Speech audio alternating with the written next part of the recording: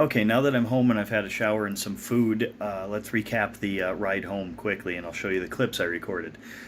It was fine until I got to Minnesota. Atlantic, Iowa is halfway between Omaha and Des Moines and a little, like 20 miles south-ish. It's fine until I hit the Minnesota border. Roads turned to shit. Snow drifting back and forth anytime there was a tree or a farm. I was hitting drifts with the front bumper and it was hitting the floor. About 180 miles of, about 70 miles of that snow, and then 110 miles of sheet of ice road to deal with. And then about the last 40 miles of that was clear sailing home. So there's hardly any snow in central Iowa right now, but there's gonna be tonight, so I just beat the storm. So here's some of the clips I recorded on the way back home.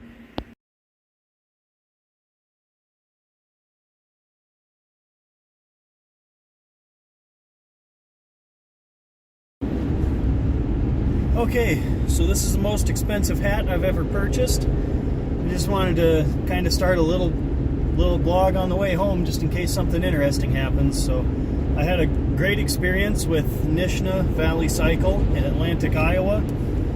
Handled almost everything online or over the phone. Signed a couple of papers when I got there today, and away I go. CB500X in the trailer. Completely spotless. Perfect, ready to go. People were attentive as soon as I walked in the door. Let me help you with anything. You know, that was great. They were great people. They got a really nice showroom. All kinds of bikes in there.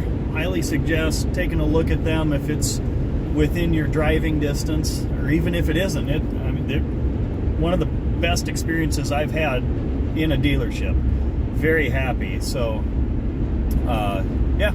CB500's in the back there. Can't really see it because of the sun shining on the back of the car, but zero snow in Iowa right now. I got my bike. I'm happy. I'm headed home. Hopefully nothing happens, but might run into some roadside stuff that'd be fun. You know, the chains fell off earlier today because the U-Haul guy wouldn't let me put the chains on myself or hook it up myself, which, whatever, liability. So I put the chains on the correct way. And I actually missed a turn, but ended up seeing this this bomber plane sight marker, which I'll put up on the screen. And yeah, it's sunny, 40 degrees, no snow. Should be an easy trip. Hopefully, I don't have any more updates for you, and I can just show you the bike when it's at home.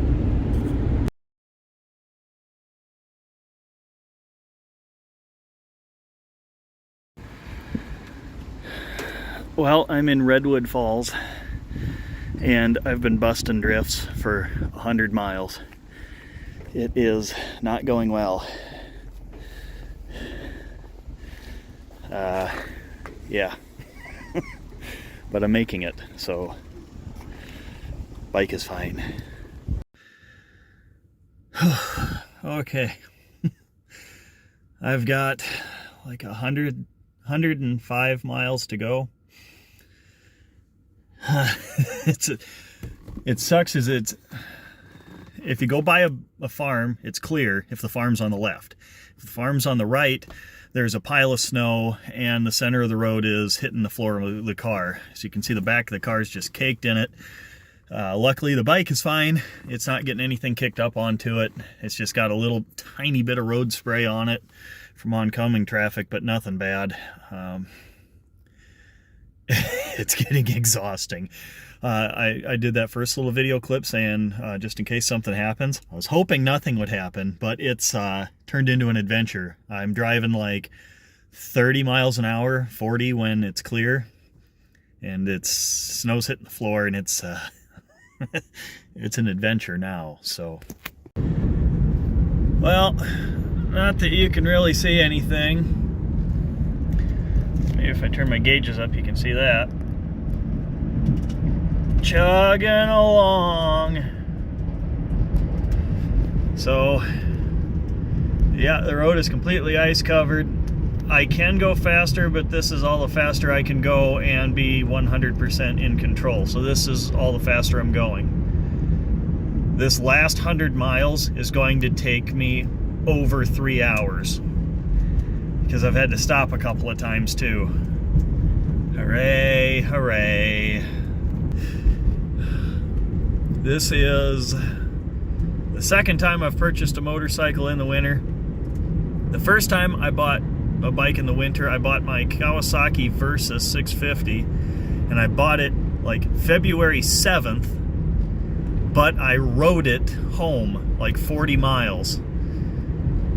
47. It was 47 miles from Champion Cycle home when I bought that Versus in February, and it was like 42 degrees.